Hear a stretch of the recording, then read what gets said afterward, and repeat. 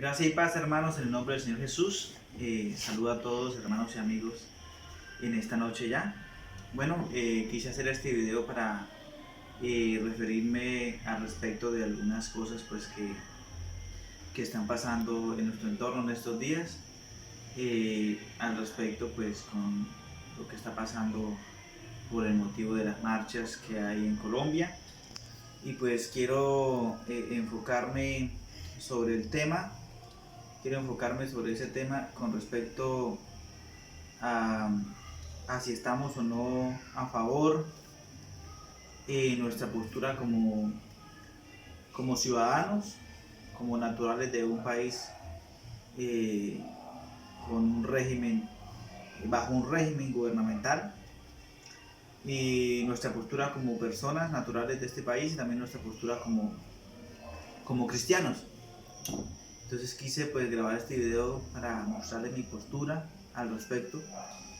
Y yo quiero decirles, amigos, cualquiera que pueda ver este video, que empezando con la idea del tributo, que lo que está pasando en estos días es por ese motivo, por la reforma tributaria que el presidente, encabezado por el ministro de Hacienda, han planteado una reforma tributaria que perjudica a todas las familias del país, que perjudica a los hogares, mayormente a los estratos medios y también a los estratos más bajos, a las pequeñas empresas. Una reforma que pues la verdad en ese sentido no beneficiaría mucho al pueblo colombiano. Quiero empezar diciéndoles que el tributo en un país es necesario. Todos los países del mundo tienen sus tributos, todos los países del mundo manejan sus impuestos. Esto no es algo nuevo, esto es de siempre. Desde la fundación de las naciones siempre se ha pensado en un medio de recaudar dinero para así poder suplir los gastos que hay en cada nación. Así que decirles que los tributos en ninguna manera es malo. Así que mi postura con respecto al tributo es que tenemos que darlo. Dar el tributo es lo legal, es lo justo, es lo que está dictaminado en la Constitución de cada país. La ley así lo indica y tenemos pues que ser obedientes a ella, porque si no seríamos pues enemigos de la ley de cada país, y eso pues no está bien, porque iríamos en contra de la ley de nuestro país y también inmediatamente nos haríamos pues enemigos de la ley de Dios, porque Dios nos ordena estar sometidos a la ley que Dios ha puesto en cada nación, y así pues Dios también se agrada de nosotros como personas cristianas o no cristianas. Pero también quiero dar mi postura pues bíblica, ¿no?, con respecto a esto, y quiero basarme en un texto que voy a leer por acá, y está en el capítulo 12 de Marcos, que dice: y le enviaron algunos de los fariseos y de los herodianos para que le sorprendiesen en alguna palabra, y viendo ellos le dijeron: Maestro, sabemos que eres hombre veraz y que no te cuidas de nadie, porque no miras la apariencia de los hombres, sino con verdad enseñas el camino de Dios. ¿Es lícito dar tributo a César o no? ¿Daremos o no daremos? Mas él, percibiendo la hipocresía de ellos, les dijo: ¿por qué me tentáis? Traedme la moneda para que la vean. Ellos se la trajeron y les dijo: ¿de quién es esta imagen y la inscripción? Ellos dijeron: de César. Respondiendo Jesús les dijo: dad a César lo que es de César y a Dios lo que es de Dios. Y se maravillaron de él.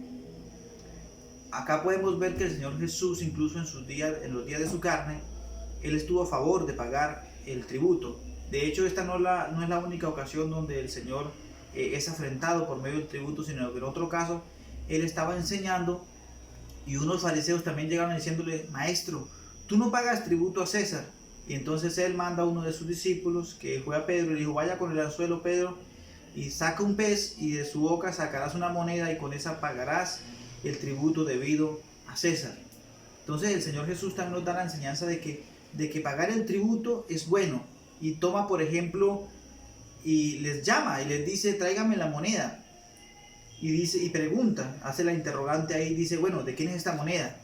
¿Quién es el que está impreso en esa moneda? Y ellos le dicen, ese es César, el gobernador.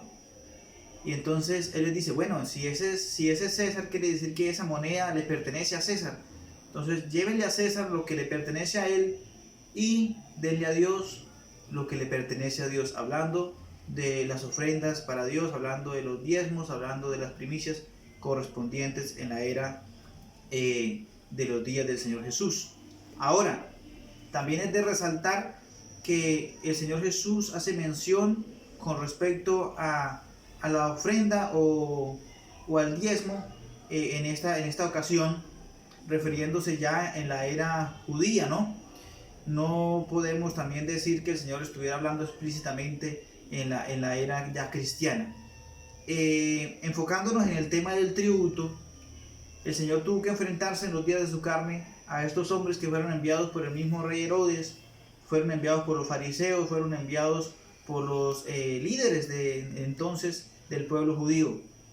Y podemos ver que el Señor tuvo palabras veraces para poder decirles a ellos las palabras cómo tenía que regirse ante el pueblo, cómo tenían ellos que hacer, si estaba justo, si era correcto o no era correcto dar el tributo al rey que en ese momento administraba la provincia de Jerusalén, que era el César, que era el gobernador, que era el máximo jerarca de todo el imperio romano, que en ese momento Jerusalén y todo Israel estaba bajo su autoridad. Era el rey de reyes en ese entonces, el gobernador romano. Ahora, aclaro, rendir tributo al gobierno no es malo, no es malo. Al contrario, es lo justo, porque así es como el gobierno recopila su dinero para invertir en educación, infraestructura, para invertir en salud y en muchas otras cosas que los gobiernos asignan ese dinero para repartirlo nuevamente al país. El problema es cuando ese dinero es mal invertido. Entonces, dar el tributo o pagar los impuestos es algo legal, es algo que tenemos que hacer todos los conciudadanos, tenemos que tener conciencia de que es una ley que tenemos que pagar. Tenemos también que tener en cuenta que una cosa es pagar lo justo y otra cosa es la exageración del mismo. Podemos ver que en esta reforma tributaria quieren exagerar, poner una carga sobre un pueblo que estamos intentando salir de abajo, porque Colombia ha venido muchos años luchando por superarse, por salir de la pobreza extrema, porque Colombia ha sido tenido como uno de los países más escasos en dinero, con más pobreza en el mundo. Entonces hemos luchado, hemos intentado sobresalir de eso, y ahora esta reforma lo que hace es que está oprimiendo al pueblo, está oprimiendo a la nación. Y entonces, ¿qué pasa cuando una nación se le oprime? Pues la gente se aflige. Cuando a alguien se le oprime, la gente tarde que temprano se va a quejar, la gente tarde que temprano se va a doler. Y entonces eso es lo que estamos viendo hoy en las calles, que la gente ha salido a marchar, que la gente ha salido a pelear. Y no es que esté mal salir a marchar, porque es un derecho constitucional, es un derecho democrático que tiene cada conciudadano, que tenemos todos como personas naturales de un país. Pero el problema es cuando salimos con vandalismo, el problema es cuando salimos a tirar piedra, el problema es cuando salimos a golpear a los demás, a la fuerza pública. Eso no está bien, eso está mal, eso es un mal concepto, eso nos denigra a nosotros como personas.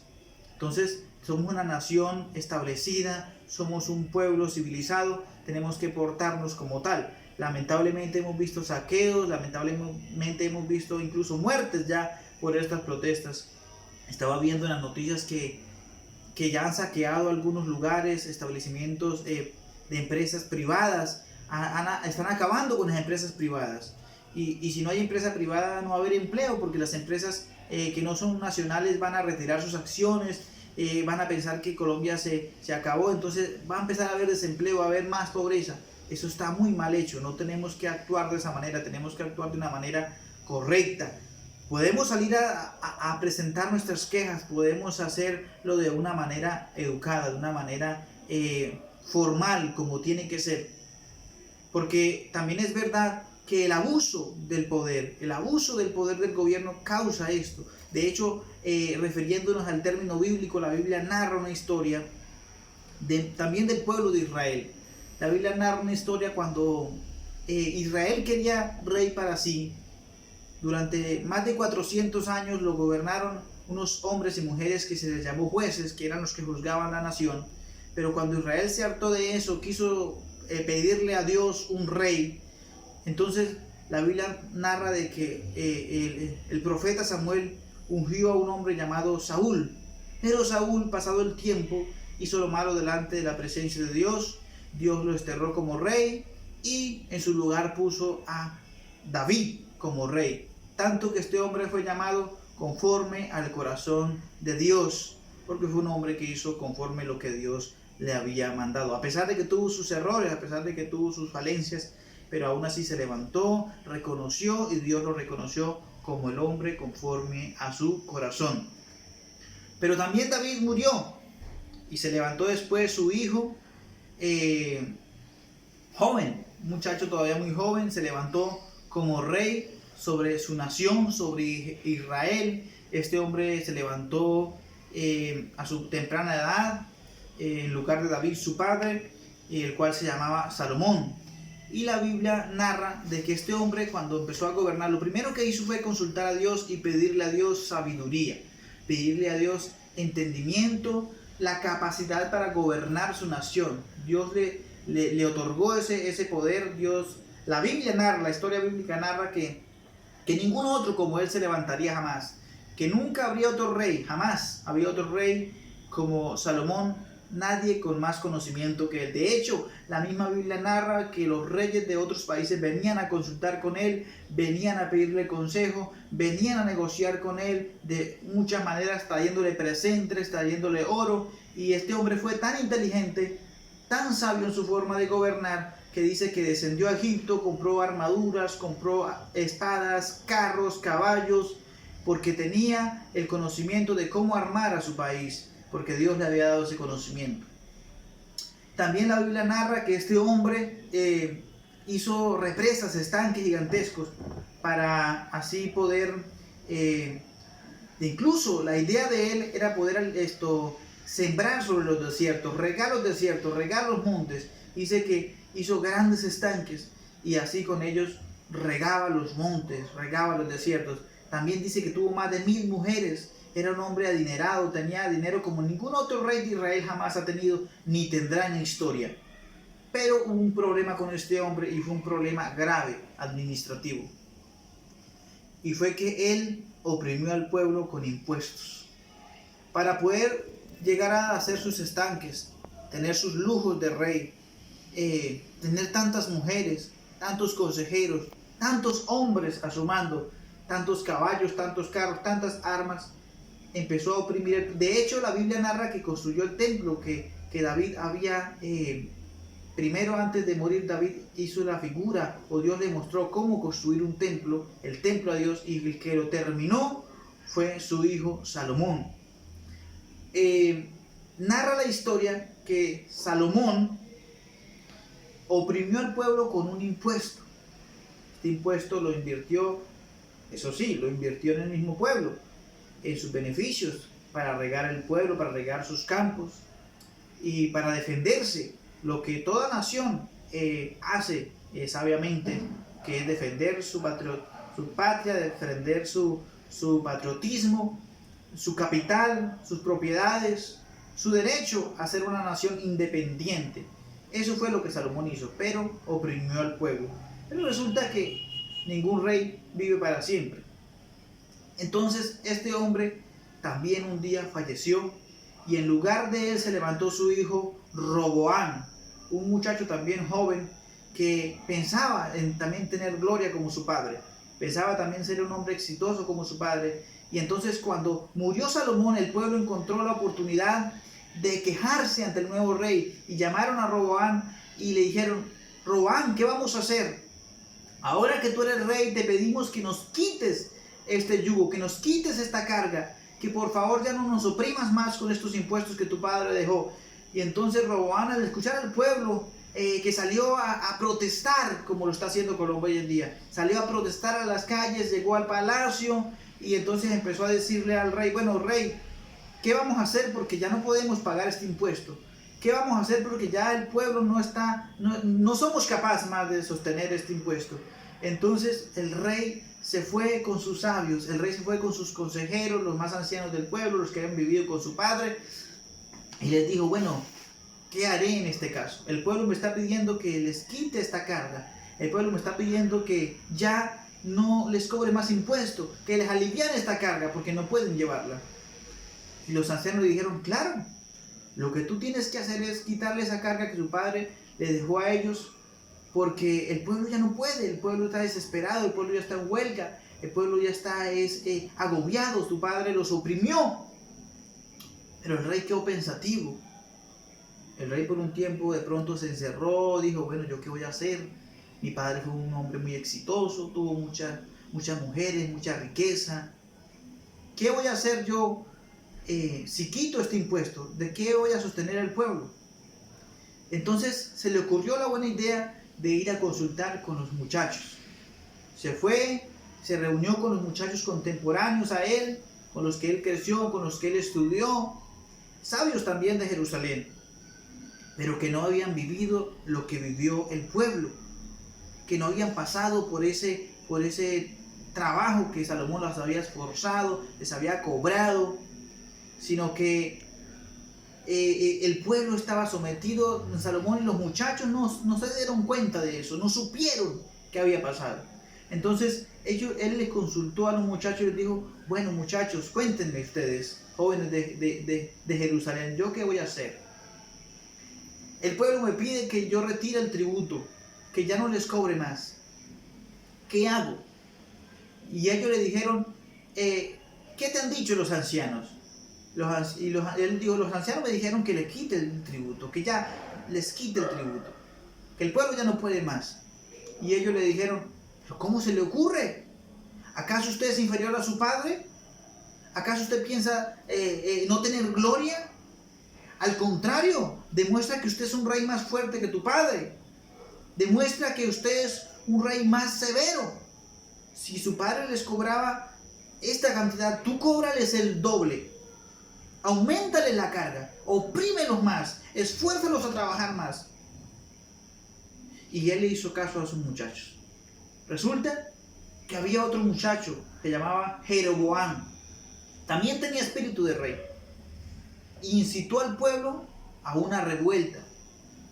A tal nivel que por esa opresión que impuso el rey Roboam, el pueblo se dividió. Israel como tal eran 12 tribus. Los 12 hijos de Jacob, cada uno conformaba una tribu, una familia. Eran de miles. Pero en ese día hubo una gran división y 10 tribus se dividieron con Jeroboam y dio 2 tribus, que fue la tribu de Judá y la tribu de Benjamín. Solo ellos quedaron con Roboam en Jerusalén. Mire la consecuencia de no tener en cuenta al pueblo, de olvidarse de que el pueblo también se aflige, de olvidarse que el pueblo también le duele cuando le imponen una carga que no es capaz de llevar. Hubo división. Dios guarde a Colombia de algo así. Estamos viendo en las calles ya amotinamiento, estamos viendo que la gente ya está saliendo con piedras, atacando a la policía, atacando al ejército, destruyendo los locales comerciales, destruyendo cualquier lugar, ente público. Eso no se debe hacer. ¿Pero qué ha incitado a la gente a eso? El vandalismo, primero que todo. Porque eso no tiene excusa.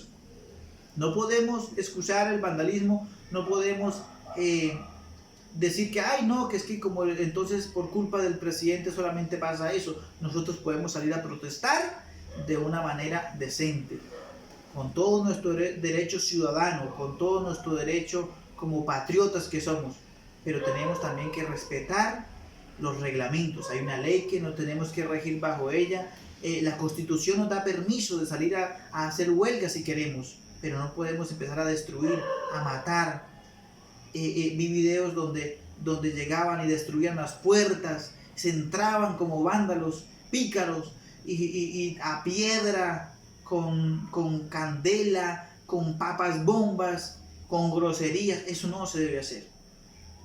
Pero también es verdad que estas cosas se ven gracias a que el gobierno se le olvida que el pueblo está gimiendo. Al pueblo, al gobierno, al mandatario se le olvida que hay un pueblo que no quiere esta reforma, porque nos va a perjudicar, porque va a haber alza en los servicios.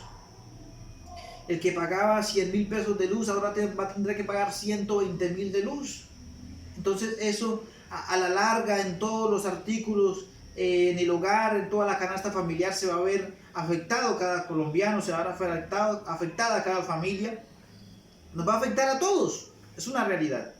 Pero quiero decirles que como iglesia no estamos a favor ni en contra de la reforma, ni a favor ni en contra.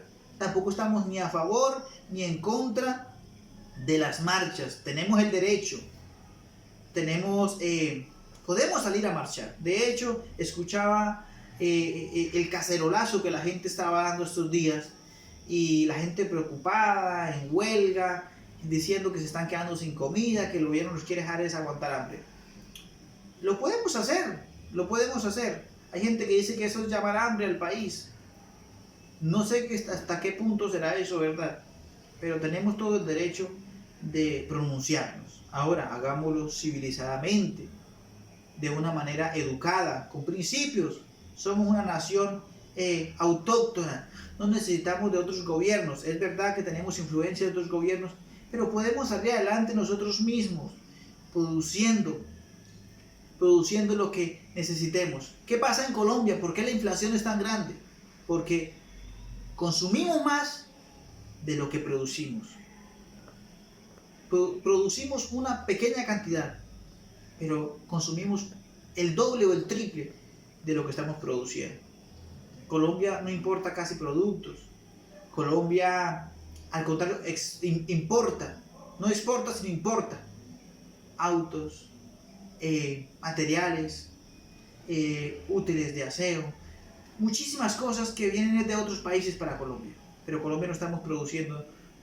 Sí estamos produciendo, pero no mayor cosa. Y eso nos está afectando. No estamos teniendo la productividad que deberíamos tener. ¿Cómo arreglamos un país? Nosotros no podemos arreglar un país. No han podido los gobiernos, no han podido todos los gobiernos que han pasado, no va a poder este. Si nos unimos todos en un solo pensamiento, de una manera, digámoslo en este sentido, una manera cristocéntrica. Porque como miembro yo de una iglesia a la cual pertenezco y la fe en la cual confieso, tengo que decirles que la iglesia no participa de estas cosas. Si de pronto usted va a ver a algún cristiano, claro, porque tiene todo su derecho de salir a poner su cartel allá, de decir que no está de acuerdo con la reforma tributaria por esto y por aquello. Está en todo su derecho. Pero la iglesia como tal, como organización, no participa. Ni está a favor, ni está en contra. Somos neutrales. ¿Por qué? Porque el Señor Jesucristo es nuestro líder. El Señor es nuestro gobernador. Él es nuestro rey. Y esperamos de Él según sus promesas. Entonces el Señor no va a dejar que su justo muera de viejo y tenga que su descendencia mendigar pan. El Señor no ha permitido eso. Hasta el momento el Señor nos va a seguir sosteniendo. Hasta el momento el Señor nos va a seguir proveyendo. Como dijo Abraham un día cuando su hijo le preguntó, bueno, padre, ¿dónde está el cordero? El Señor es el que provee de cordero. Él es el que se provee de alimentos para una nación. Él es el que se encarga de llenarnos la canasta en nuestra casa. Muchas veces nos preocupamos porque no tenemos que comer, pero el Señor nos ha dejado morir de hambre. Nos ha dado un techo donde podamos vivir cómodamente. Nos ha dado salud para trabajar. Tenemos que pensar con esa mente que mientras haya salud, hay esperanza de tener en nuestras casas comida. Incluso el Señor comparó un día a la iglesia y dijo, bueno, ustedes no se preocupen porque van a comer mañana. Miren las aves del cielo, refiriéndose a los buitres. Miren las aves del cielo. ellas no siembran ni ciegan, y ellos siempre tienen su alimento, porque el Señor les da de comer a todos ellos. ¿Acaso ustedes no valen más que unas aves? ¿Acaso ustedes no valen más que estos cuervos, que estos gallinazos? Claro que valemos mucho más. Dios no tiene cuidado directo de los animales. Él puso en el orden natural un círculo. Entonces el animal se muere y otro animal se lo come y con eso él sobrevive. Pero Dios tiene cuidado directamente de los suyos, de su humanidad, de su iglesia especialmente. Entonces mi mensaje es decirles a todos mis amigos, mis hermanos, que usted puede estar a favor de la reforma tributaria o puede estar en contra. Hay gente que va a estar a favor diciendo, bueno, esto está bien porque va a ser para invertir, van a ser 30 billones que el gobierno va a invertir en salud, en infraestructura, en el campo, en educación. Puede ser cierto, pero la historia nos dice que lamentablemente las malas administraciones no han permitido que Colombia se desarrolle por completo, porque el dinero lo hay. Colombia tiene en circulación muchísimo dinero y lo que quiere hacer es reunir de nuevo su dinero, porque tenemos que tener una cosa en claro. ¿Quién hace el dinero? El gobierno. Ellos son los fabricantes. Nosotros no hemos fabricado ni el primer papel.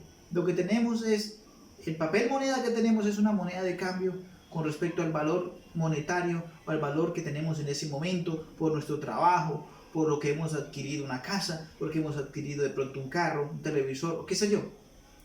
Ese es nuestro valor monetario ante el gobierno.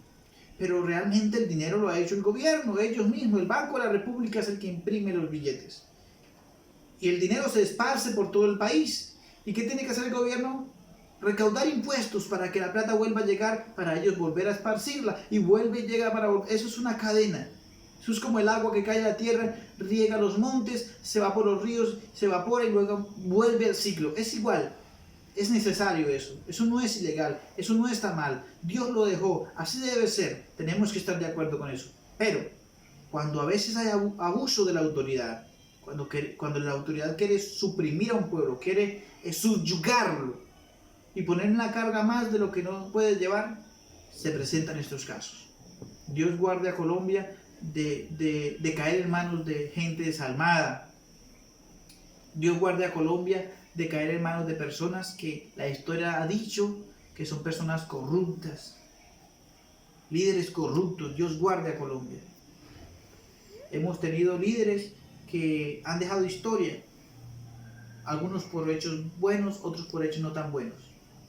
Entonces tenemos que nosotros orar a Dios, orar en todo tiempo. El apóstol Pablo dice, orad por vuestros gobernantes, por los que están en eminencia, para que sea el Señor dándoles a ellos sabiduría. Nosotros no podemos cambiar eso. Dios ha dejado un orden. En los días del apóstol Pablo estaba como gobernador, como máximo jerarca sobre toda la provincia, sobre todo el imperio romano, era el César. El gobernador, o no el gobernador, sino el emperador. Y todos rendían tributo. Y eso no era nuevo. Cuando Israel fue llevada cautiva, los príncipes de Israel, los príncipes de Jerusalén, fueron llevados cautivos a Babilonia. La Biblia narra, la historia dice que a los que quedaron en Israel, a los que quedaron a las afueras de Jerusalén, después de que Jerusalén fue destruida, sitiada y destruida, dice que esos que quedaron en Jerusalén los hicieron tributarios, les cobraban un impuesto, les sacaban un dinero.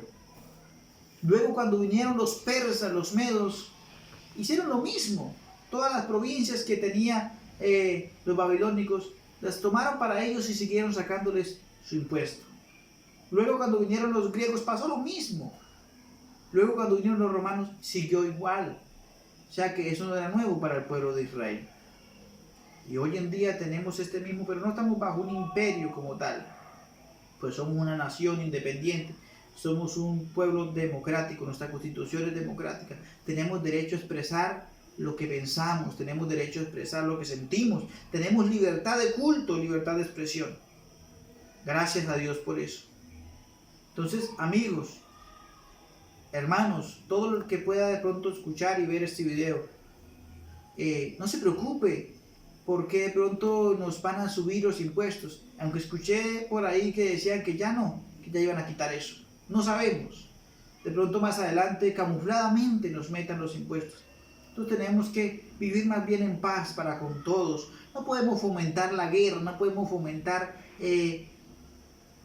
un disparate, la violencia, porque vamos a resultar mal. Vamos a resultar en una guerra civil y la historia nos dice que nada bueno tenemos de eso. Nada bueno tenemos de eso. Muertes por doquiera, saqueos por doquiera. Entonces cuidémonos de eso. Encomendémosle al Señor a Colombia, encomendémosle al Señor nuestro país, que en las manos de Dios será un país prosperado, que en las manos de Dios será un país que seguirá adelante, será un país que tendrá un futuro próspero, podríamos decirlo así. Entonces, ¿qué viene de aquí en adelante para Colombia? No sabemos, no sabemos. Esperemos en Dios las mejores cosas. Esperemos que el Señor traiga para Colombia una restauración democrática, una restauración, a favor del pueblo, a favor del pueblo. Porque si el pueblo está gimiendo, es porque la verdad le está doliendo lo que está pasando. Entonces, reitero, no estemos a favor, jamás apoyemos la violencia. Cuando usted vea a alguien que de pronto está destruyendo algún predio público, de pronto veía yo estos días aquí en Bucaramanga que habían destruido los tableros digitales donde se hacían avisos. Entonces eso no está bien, eso es vandalismo, eso está muy mal. Eso el gobierno puede tomar medidas drásticas con respecto a eso. Pues no fomentemos eso. Si usted quiere salir a marchar, quiere poner su voz como hito en el país, hágalo. Lo puede hacer por estas redes sociales, lo puede hacer también por medio de carteles, o salir a la calle con la bandera de Colombia y demostrando que usted es una persona pacífica. Porque primero que todos los que somos cristianos somos personas pacíficas, somos personas que no fomentamos la pelea ni los disturbios, no estamos a favor con nada de eso. Entonces, apreciados amigos, apreciados hermanos, en el nombre del Señor Jesús, Dios nos manda a vivir en paz para con todos.